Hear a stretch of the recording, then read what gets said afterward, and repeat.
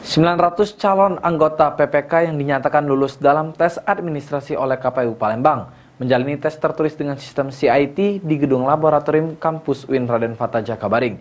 Selama 2 hari untuk hari pertama, tes diikuti oleh sekitar 400 peserta dari 10 kecamatan. Selanjutnya pada hari kedua, tes diikuti oleh peserta yang belum menjalani tes dari 8 kecamatan di Palembang.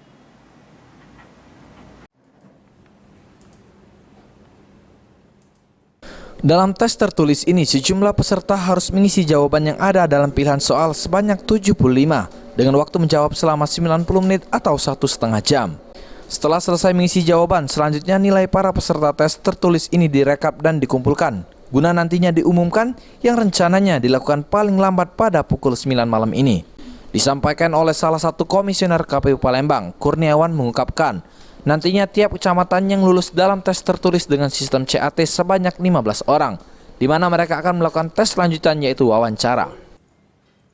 901 orang yang akan mengikuti tes seleksi PPK, di mana nanti kita akan mengambil lebih kurang 15 besar atau 3 kali dari kebutuhan untuk ikut tes wawancara pada tanggal 11, 12, dan 3.